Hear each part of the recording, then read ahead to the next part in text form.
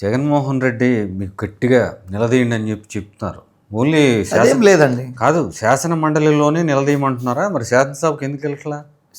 అసలు ఇదే ఇప్పుడు కౌన్సిల్లో మేము 36 మంది, ఇప్పుడు పార్టీ మానవులు తీసేసినా కూడా మేము 36 మంది దాకా ఉన్నాం. మాకేం మైక్ ఇవ్వట్లేదు. ఇక అసెంబ్లీలో పోతే 11 మంది వాళ్ళకేం మైక్ ఇస్తారు? రోజు మైక్ కోసం మేము గొడవే కౌన్సిల్లో. ప్రభుత్వం వాళ్ళు దౌర్జన్యం చేస్తున్నారు. వాళ్ళ మంత్రులు ఒక మంత్రి శాఖ వస్తే 3-4-5 మంత్రులు మాట్లాడతారు.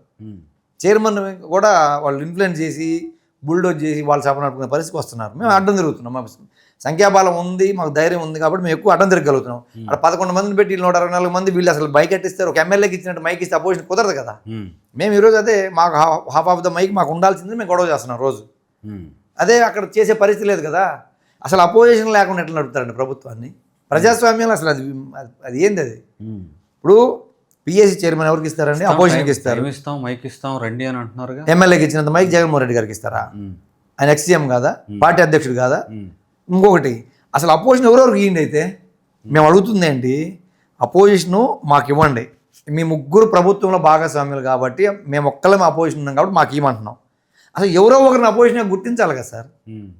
ఇప్పుడు స్పీకర్ అయినా లేకపోతే గవర్నమెంట్ అయినా ముఖ్యమంత్రి ఎవరైనా సరే, మేము మొన్న కూడా లాస్ట్ బడ్జెట్లో కూడా చెప్పాము, మేమంటే పిఎస్సి చైర్మన్ అనేది అపోజిషన్కి ఇస్తారు, అది మాకు రావాలి. ఎంత సంఖ్యాబలం ఉన్నా సరే అది సాంప్రదాయం. రెండోది లేదు, మీరు జనసేనకి ఇచ్చారు కదా, జనసేన మంత్రి పదవులు రిజైన్ చేయించండి. అధికారంలో మేము ఉంటాం, అపోజిషన్లో మేము ఉంటాం అంటే ఏమంటారు సార్ దాన్ని? ప్రజాస్వామ్యంలో అసలు ఆ భాష మాట్లాడొచ్చా మనం? అంటే నువ్వే అపోజిషను, నువ్వే ప్రభుత్వం, ఎట్లా సార్ అది? అసలు ప్రజాస్వామ్యంలో విలువలు ఉన్నాయా? సరే మాధవరావు గారు, బీజేపీ కళ్ళప్పుకి చూస్తుంది అంతే. ఇప్పుడు మీ మీద జరుగుతున్న దాడులకు సంబంధించి అటు జనసేన కానీ బీజేపీ నాయకులు కానీ ఈ దాడుల విషయంలో ఎందుకు ఖండించడం లేదు? ఎందుకు పవన్ కళ్యాణ్ కూడా దీని మీద ఎందుకు స్పందించలేదు? వాళ్ళు అలయన్స్లో ఉన్నారు కదా. ఒకవైపు ఈరోజు బీజేపీకి కానీ జనసేనకు కానీ క్లియర్గా తెలుసు వీళ్ళు రాంగ్ ట్రాక్లో పోతున్నారు. టీడీపీ ఇది కక్షపూరిత రాజకీయాలకు దారితీస్తుంది తప్ప ప్రజాస్వామ్యబద్ధంగా ఉండదు అనేది వాళ్ళిద్దరికి తెలుసు కాబట్టే వాళ్ళు కామ్ అయిపోయారని చెప్పి నేను అనుకుంటున్నాను. బీజేపీ కానీ జనసేన కానీ సైలెంట్ అయిపోవడానికి కారణం ఏంటంటే ఇది తప్పు అని తెలిసినా వాళ్ళ యొక్క పొత్తు ధర్మాన్ని బట్టి వాళ్ళు కామ్గా ఉన్నారని నేను భావిస్తాను. జనం చూస్తారుగా, అనుభవిస్తారుగా. జనం చూస్తున్నారు, రేపు అనుభవిస్తారు ఫలితాలు అంతే. ఇప్పుడు మీరు భూ కేటాయింపులకు సంబంధించి మీ గళాన్ని వినిపిస్తున్నారు శాసన మండలిలో, మీకు మైక్ కూడా పెద్దగా వచ్చినట్లేదు, కట్ చేస్తున్నట్టున్నారు. ఏంటి మీరు లేవనెత్తుతున్న భూ కేటాయింపులకు సంబంధించి మీరు చెప్తున్న సమస్య ఏంటి? భూ కేటాయింపులకి మేము వ్యతిరేకం కాదు. ఎందుకంటే అభివృద్ధి జరగాలన్నా, రాష్ట్రంలో పరిశ్రమలు రావాలన్నా, ఏది జరగాలన్నా సరే భూములు కావాల్సిందే. మా మేజర్ అక్కడ మేము ఎత్తి చూపిస్తుంది ఏంటంటే, ఎగ్జాంపుల్ మీరు కియా మోటార్స్ తీసుకోండి. మీరే అప్పుడు రాజశేఖర రెడ్డి గారి మాట్లాడినా మీ హయాం వచ్చేటప్పటికే మీరు తీసుకొచ్చి దాన్ని ఇంప్లిమెంట్ చేశారు, మేము ఒప్పుకుంటాం దాన్ని. కానీ 600 ఎకరాల్లోనే అంత పెద్ద ప్లాంట్ పెట్టారు. ఇవాళ మన దేశంలో కాకుండా ఇతర దేశాలకు ఎక్స్పోర్ట్ చేసి అన్ని కార్లు తయారు చేసే పరిశ్రమకి మీరు ఇచ్చిన భూమి 600 ఎకరాలు. ఏమీ లేని ఒక సోలార్ జస్ట్ ప్యానల్స్ మ్యానుఫ్యాక్చరింగ్ చేసే ఒక యూనిట్కి 8,369 ఎకరాలు ఎలా ఇస్తారు? అవసరం ఉందా? అసలు నీడు ఉందా దానికి? నీడు లేకపోయినా 500-600 ఎకరాలు ఇచ్చినా సరిపోయే కంపెనీ లేదు. ఒక 1000 ఎకరాలు 2000 ఎకరాలు ఇవ్వండి ఇండోసోల్కి. 1000 ఎకరాలు 2000 ఎకరాలు ఇచ్చి మళ్ళీ వాళ్ళు ఎక్స్పాన్షన్కి వచ్చినప్పుడు మళ్ళీ ఆలోచించినా పర్లేదు. కానీ అసలు ఏమీ లేకుండా కంపెనీలో ఈరోజు మీరు 8,350 ఎకరాలు ఇస్తామన్నారు అంటే మా హయాంలో ఇండోసోల్ మా హయాంలో ఇచ్చింది 5,000 ఎకరాలు మాత్రమే.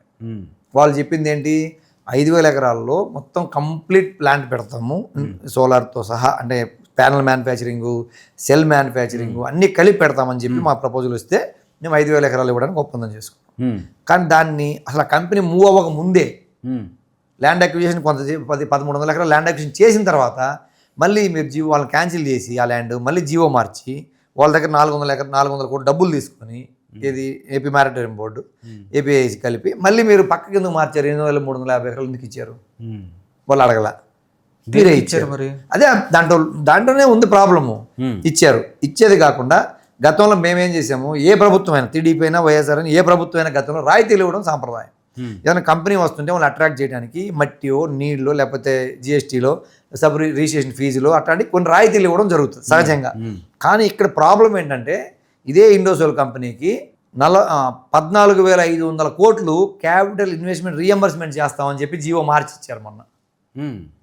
ప్రతి సంవత్సరం 15 సంవత్సరాలు ఈక్వల్ ఇన్స్టాల్మెంట్లో 934 crores పర్ ఇయర్ మేము మీకు క్యాపిటల్ ఇన్వెస్ట్మెంట్ రీఎంబర్స్ చేస్తామని చెప్పి వాళ్ళు ఇచ్చారు. మేము అడిగేది ఏంటంటే వాళ్ళు అది ఆపరేషన్ స్టార్ట్ అయిందని చెప్తున్నారు. వాళ్ళు ఏముంది ఒక 10 ఎకరాల్లోనూ ఒక 50 ఎకరాల్లోనూ ఒక చిన్న యూనిట్ స్టార్ట్ చేసి ఆపరేషన్ స్టార్ట్ అయిపోయింది మాకు డబ్బులు కట్టండి అంటే ప్రతి సంవత్సరం 934 కోట్లు అసలు ప్రభుత్వం దగ్గర డబ్బులు ఎక్కడ తెచ్చి కట్టడానికి ఆ కంపెనీకి. అక్కడ వాళ్ళు చేసిన పెద్ద బ్లండర్ మిస్టేక్, తప్పు. ఇదే క్విడ్ ప్రోకో. 934 కోట్లు మీరు ఇండోసోల్కి రీఎంబర్స్ చేసి ఆ డబ్బును దొడ్డిదారుని మీకు మళ్లించుకోవడానికి చేసిన దుర్మార్గం అని చెప్పి మేము ప్రశ్నిస్తా ఉన్నాం. అది క్లియర్ ఎవిడెన్స్ ఉంది. మీరు ఇచ్చిన జీవోలో ఉంది, మేము ఇచ్చిన జీవో ఉంది, మీరు ఇచ్చిన జీవో ఉంది. మేము ఇచ్చిన జీవోలో ఏముంది, వాళ్ళు ఎందుకు ఒప్పుకొని కంపెనీ పెట్టారు, మీరు ఇచ్చిన జీవోలో ఏముంది, ఏం పెట్టారో చూడండి ఒకసారి. మరి వైజాగ్ అది క్లియర్ ఎవిడెన్సా? రెండోది బీపీసీఎల్ కూడా మా టైంలో మాట్లాడడం జరిగింది, దాన్ని తీసుకురావాలని వాళ్ళు ప్రపోజల్ అవ్వడం జరిగింది, ఇవన్నీ మూవ్ అయినాయి. కానీ మేము బీపీసీఎల్కి అవతల వైపు ఇద్దాం అనుకున్నాం. ఏదైతే చేవూరు రావూరు ప్రాంతంలో ఇండోసోల్కి ఇచ్చామో దాని అవతల వైపు అదే పోర్ట్ కింద ఇద్దామని మేము అనుకున్నాం. కానీ వీళ్ళు చేంజ్ చేశారు. ఏదైతే అక్విజిషన్ అయిపోయిందో ఆ ల్యాండ్ అయితే ఈజీగా వచ్చేస్తుందని చెప్పి బీపీసీఎల్కి అది ఇచ్చుకొని వీళ్ళని తీసుకొచ్చి మళ్ళీ సస్యశ్యామలైన 3 పంటలు పండే భూముల్లో మళ్ళీ వీళ్ళు రైతులను ఇబ్బంది పెట్టి అక్కడ ఇవ్వడం జరుగుతుంది కరేడ్లో. అది నేను ఫస్ట్ నుంచి నాకు అది మార్చినప్పటి నుంచి నేను నా గళం వినిపిస్తున్నాను, నేను ఫైట్ చేస్తున్నాను. డిఆర్సీలో కానీ అసెంబ్లీలో కానీ క్లియర్గా విత్ ప్రూఫ్తో నేను మాట్లాడడం జరుగుతూ ఉంది. అది ఇష్యూ జరుగుతుంది. పోతే ఇప్పుడు బీపీసీఎల్ విషయానికి వస్తే 96,000 కోట్లు వాళ్ళు డిపిఆర్ ఇస్తే అక్కడ వచ్చే ఎంప్లాయ్మెంట్ ఎంత? 2,000 కూడా రాదు. ఎందుకంటే ఆయిల్ రిఫైనరీ మొత్తం మిషనరీ మీద జరుగుతుంది, ఎంప్లాయీస్ మీద జరగదు అది. కాబట్టి నువ్వు ఎన్ని ఉద్యోగాలు వస్తాయి? నువ్వు అటు తీసుకున్న భూమి 6,000 ఎకరాలు తీసుకుంటున్నారు. దానికి ఈరోజు 6,000 ఎకరాలు తీసుకోవడం పోగా 75% క్యాపిటల్ ఇన్వెస్ట్మెంట్ రీఎంబర్స్మెంట్ ఇస్తామని జీవో ఇచ్చారు. అసలు మీకు 96,000 కోట్లలో 75% ఎంత? అసలు అన్ని వేల కోట్లు ఆంధ్రప్రదేశ్ ప్రభుత్వం ఎట్లా చెల్లించగలదు? మీరు జీతాలకి ప్రభుత్వం నడపడానికి నెలకు 15,000 కోట్లు అప్పు తెచ్చుకొని గడిపే పరిస్థితి ఈరోజు. ఇంకొక 2 సంవత్సరాలు పోతే అసలు అప్పులు పుట్టే పరిస్థితి లేదు, వడ్డీలు కట్టే పరిస్థితి లేదు, అసలు ఐపీ పెట్టే పరిస్థితి రాష్ట్ర ప్రభుత్వం పోయే దారిలో పోతుంది. మరి నువ్వు ఎట్లా తెచ్చిస్తావు వీళ్ళకి? వీళ్ళు రేపు కంపెనీ ఏదో కొంచెం పెట్టుకొని స్టార్ట్ చేసుకొని కోర్టుకు వెళ్ళి ఈ జీవోని అడ్డు పెట్టి వాళ్ళు గవర్నమెంట్ మీద కేసు వేస్తే ఎవరు సమాధానం చెప్పాలి? ప్రజల బాధ్యుల? మీరు చేసిన పొరపాట్లకి ప్రజల బాధ్యుల? మీరు చేసే తప్పులు ప్రజల బాధ్యుల? మిగతా రాష్ట్రాలు ఎందుకు ఇవ్వట్లేదు ఆఫర్స్? మీరు ఎందుకు ఇస్తున్నారు? మొత్తం వీళ్ళు ఏదైతే భూములు కేటాయిస్తున్నారో ల్యాండ్ ఆ కంపెనీలకి మొత్తం క్విడ్ ప్రోగానే ఇది. నేను ప్రూవ్ చేయగలను క్విడ్ ప్రోగా చేస్తున్నారు అనేది వాళ్ళ జీవోల ప్రకారం నేను ప్రూవ్ చేయగలను. రాయితీలు ఇవ్వండి, ఎవ్వరు వద్దనట్లే. ప్రూవ్ చేయండి సార్, ఎవరు వద్దన్నారు? అడిగాను, లాస్ట్ బడ్జెట్ సెషన్లో పెట్టాను, నేను బడ్జెట్లోనే పెట్టాను, ప్రూవ్ చేశాను, నేను ఎవిడెన్స్ చూపించాను, మాట్లాడాను. అందుకే గొడవలు అవుతున్నాయి. అందుకని అమ్మాయిలు కట్ చేస్తున్నారు. మీడియాలో వస్తే ఎవరు పట్టించుకోవట్లేదు. ఇప్పుడు ఏంటి కేసు వేసుకున్నారు, ఆల్రెడీ ట్రిబ్యునల్కి వెళ్ళింది. మీకు గమనించట్లేదు, ఇండోసోల్ మీద గ్రీన్ ట్రిబ్యునల్ ఆల్రెడీ కేసు తీసుకుంది, కేసు స్టార్ట్ అయింది ఆల్రెడీ.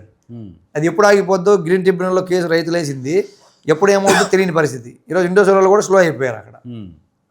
అది పరిస్థితి. బీపీసీఎల్ ఎప్పుడు వస్తుందో తెలియదు, ఆ పరిస్థితి అలా ఉంది. ఈ వైజాగ్ భూముల విషయానికి వస్తే నిన్న ఆయన ఒప్పుకున్నాడు 27 ఎకరాలు మొత్తం అన్ని కంపెనీలకి 20 ఎకరాలు, 10 ఎకరాలు, 5 ఎకరాలు అన్ని రియల్ ఎస్టేట్ సంస్థలకు ఇస్తున్నారు అనేది. 20 రియల్ ఎస్టేట్ సంస్థలకి 27 ఎకరాలు 99 పైసలకి. నేను ఎకరా 99 అనుకున్నాం, 27 ఎకరాలు 99 పైసలు అని చెప్పి నిన్న ఆయన మంత్రి గారే చెప్పారు. ఏముందో 27 రూపాయలు, అదే 27 రూపాయలు లేదంట, 27 ఎకరాలు కలిపి 99 పైసలకంట. అంటే ఒక పైసాకు ఒక ఎకరా అట్లా ఇచ్చే పరిస్థితి వచ్చేసింది ఈరోజు రాష్ట్ర ప్రభుత్వం. మేము అడిగేది రహేజా అనే గ్రూప్ కానీ టీసీఎస్ అనే గ్రూప్ కానీ. టీసీఎస్ ఇన్ఫోసిస్ తీసుకొచ్చింది మేము, జగన్మోహన్ రెడ్డి గారి టైంలో ఇన్ఫోసిస్ వచ్చింది, టీసీఎస్ వచ్చింది. అది క్లియర్, అందరి దగ్గర మీడియాలో అన్ని ప్రూఫ్లు ఉన్నాయి, మీటింగ్స్ ఉన్నాయి, అగ్రిమెంట్లు ఉన్నాయి. కానీ మేము ఇచ్చిన అగ్రిమెంట్లు చూడండి, ఇప్పుడు అగ్రిమెంట్లు చూడండి. మీరు అసలు మీరు భూములు ఫ్రీగా ఇవ్వలే? భూములు ఫ్రీగా ఇవ్వలే. మేము మీకు ఆహ్వానించాము, మీకు కావాల్సిన ఫెసిలిటీస్ ఇస్తామని చెప్పాం. ఎవరైనా ఫెసిలిటేట్ చేస్తారు, కానీ మేము ఈ రకమైన ప్రయత్నం ఎవరు చేయరు. మీరు ఎన్ని ఎకరాలు? అది మాట్లాడు. ఇది ఇప్పుడు వచ్చేసరికి 99 పైసలకి ఇచ్చారని అన్నాను నేను. అదే రహేజా కానీ అదే టీసీఎస్ కానీ ఇదే కంపెనీలు పోటీ పడి హైదరాబాద్లో మై హోమ్ కానీ మిగతా కంపెనీలు కానీ 147 కోట్ల రూపాయలకి పోటీ పడి ఫార్మా కంపెనీ హెడ్ ఆఫీస్ కట్టుకుంది. మీరు అందరూ చూశారు, మణికొండలో 147 కోట్ల రూపాయలు ఎకరం పలికింది. ఇవన్నీ వేల కోట్ల రూపాయల ఇన్కమ్ ట్యాక్స్ ప్రాఫిట్ ఫైల్ చేసిన కంపెనీలు, డబ్బులు లేని కంపెనీలు కాదు. మేము వెనకబడిపోయిన రాష్ట్రం మాది, విభజన జరిగిన రాష్ట్రం మాది, మీరు రండి మీకు ఏ గవర్నమెంట్ సపోర్ట్ చేస్తామని చెప్పాలి. కానీ అసలు నేను ఇంకా అడుగుతుంది ఏంటంటే, ఇప్పుడు 5 కంపెనీలు ల్యాండ్ ఇచ్చామంటున్నారు కదా, ఏ కంపెనీ వీళ్ళకి మాకు 99 పైసలకి ఇవ్వమని వాళ్ళు అడగల. వాళ్ళు అడగకుండా వీళ్ళు ఎట్టిస్తున్నారు? వాళ్ళు అడగలేదు, మీరు ఆఫర్ చేస్తున్నారు. ఎందుకు? దీంట్లో మతలబ్ ఏంటని మేము అడుగుతున్నాం. వాళ్ళు అడిగితే కదా మీరు ఇవ్వాలి. కంపెనీలను ఆకర్షించడానికి అంటున్నారుగా 99 పైసలు అనేది. నేను దానికి నేను మేము అడిగింది. కంపెనీలను ఆకర్షించడం అంటే ఎంప్లాయ్మెంట్ వచ్చే విధంగా ఆకర్షించాలి. ఇది ఏంటి? మీరు తీసుకొచ్చి మేము ఇచ్చిన డేటా సెంటర్ జియో చూడండి మీరు. మేము అప్పుడు డేటా సెంటర్తో పాటు దాదాపు 15,000 ఉద్యోగాలు గ్యారంటీ ఇస్తేనే మేము డేటా సెంటర్కి ల్యాండ్ ఇస్తాము, మీకు కావాల్సిన వాటర్ ఇస్తాం, ఫెసిలిటీస్ ఇస్తాం అని చెప్పి మా జియో ఉంది. కావాలంటే మీరు జియో తెప్పించుకొని చూడండి, నేను ఏమన్నా మీకు ప్రొవైడ్ చేస్తాను. కానీ మేము తీసుకొచ్చి మాట్లాడిన అదాని కంపెనీ జియోల్ని మీరు గవర్నమెంట్ మారిన తర్వాత మీరు ఏం చేశారు? ఉద్యోగాలు కల్పన కమిట్మెంట్ తీసేసి 15,000 ఉద్యోగాలు కమిట్మెంట్ తీసేయలేదు. మీరు జియో చూడండి, నిన్నది 15,000 ఉద్యోగాల కల్పన జియో తీసేసి అదాని పేరు తీసేసి గూగుల్ డేటా సెంటర్ అని చెప్పి మీరు చెప్పారు. మరి 23,000 కోట్ల రాయితీలు కూడా. అదే మళ్ళీ నేను అడుగుతున్నా, ఇన్ని లక్షల కోట్ల రాయితీలు అంటే కొంత మనకు వచ్చి ఇన్కమే పోద్ది, కానీ రీఎంబర్స్ అంటేనే ప్రాబ్లం అవుతుంది. రాష్ట్రం కట్టే పరిస్థితి లేదు. రాష్ట్ర ప్రభుత్వం కంపెనీలకు అబంధ హస్తాల్లో నలిగిపోవాలని పరిస్థితి వస్తుందని మేము చెప్తున్నాం. మీరు చూపిస్తున్న బెంగళూరు ఇది ఈ బెంగళూరులో మీరు గమనిస్తే గత నెలన్నర ముందు ఎప్పుడైతే మన గూగుల్ డేటా సెంటర్ ఇక్కడ శంకుస్థాపనకు వచ్చారో ఆ టైంలో మన ఐటీ మినిస్టర్ ఆయన ట్యాగ్ చేసి మేము సాధించాం ఇండియాలో పెద్ద పెద్ద సిటీలతో పోటీపడి, కర్ణాటక, తమిళనాడు, హైదరాబాద్తో పోటీపడి నేను తీసుకొచ్చానని చెప్పాడు ఆయన. దానికి వాళ్ళని ట్యాగ్ చేయడం వాళ్ళు హట్ అయ్యారు. కర్ణాటక ఐటీ వాళ్ళు హట్ అయ్యి ఐటీ మినిస్టర్ అప్పుడే ప్రెస్ మీట్ పెట్టాడు, మీరు మాతో పోటీ కాదు, మీరు మమ్మల్ని ఇలా విమర్శించొద్దు, మీది రాష్ట్రం మీది, మా రాష్ట్రం మాది అని చెప్పాడు ఆయన, ఖర్గే గారు అబ్బాయి.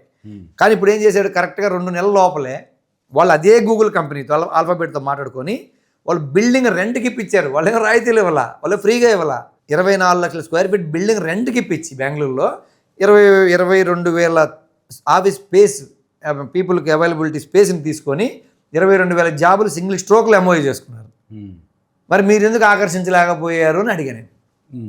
మీరు 99 పైసలకు భూములు ఇచ్చినా, మీరు ఈ డేటా సెంటర్కి భూములు ఇచ్చినా, డేటా సెంటర్లో 200-300 మించి ఉద్యోగాలు రావు. ఓన్లీ డేటా సెంటర్ అంటే అది మిషనరీ ఎక్విప్మెంట్ స్టోర్ చేసుకునేది తప్ప అది మనుషులు పోయి చేసేది కాదు. అంతే కదా? ఇప్పుడు సెల్ టవర్ పెడితే మనుషులు ఏం చేయరు కదా, ఒకసారి దాన్ని ఫిట్ చేస్తే తర్వాత ఇంకేం ఉండదు దాంట్లో, అదే సిగ్నల్స్ వస్తూ ఉంటాయి. అలాగే ఇది కూడా డేటా సెంటర్ పెట్టినందువల్ల దానికి తక్కువ ఎంప్లాయ్మెంట్ వస్తుంది. కానీ ఇదేంటి? ఇది ఐటీ ఇన్ఫర్మేషన్ టెక్నాలజీలో వాళ్ళు ఏకి వెళ్తారా, దేనికన్నా వెళ్ళనియండి, 20,000 జాబులు స్ట్రైట్ అవే ఒక అగ్రిమెంట్తో వాళ్ళు ఏ రాయితీ లేకుండా వాళ్ళు తెచ్చుకున్నారు. మేము మిమ్మల్ని రిక్వెస్ట్ చేసింది అదే, మీరు పక్క రాష్ట్రాలను చూసి వాళ్ళు ఏ దారిలో వెళ్తున్నారు, వాళ్ళు ఎలా కంపెనీలను ఆహ్వానిస్తున్నారు, వాళ్ళు ఎలా కంపెనీల నుంచి మనకి తెచ్చుకుంటారని అడిగాను.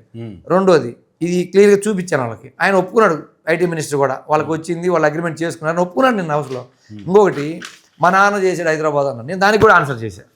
హైదరాబాద్లో హైటెక్ సిటీ మొదలు పెట్టినప్పుడు వాళ్ళ నాన్న చంద్రబాబు నాయుడు గారు అదేమి 99 పైసలకి లేదే, ఆయన ఏం చేశాడు? గవర్నమెంట్ బిల్డింగ్ కన్స్ట్రక్ట్ చేశాడు. హైటెక్ సిటీ అనేది ఎల్ఎన్టీ కంపెనీ కాంట్రాక్ట్ ఇచ్చి గవర్నమెంట్ డబ్బులు బిల్డింగ్ కన్స్ట్రక్ట్ చేస్తే ఆ బిల్డింగ్ని ఐటీ కంపెనీకి రెంట్కి ఇచ్చారు. ఇప్పటికి కూడా కంటిన్యూ అవుతుంది అదే 25 సంవత్సరాల నుంచి, అవునా కదా? అలాంటిది అదే పని ఇప్పుడు ఎందుకు చేయట్లేదు అని అడుగుతున్నాను నేను.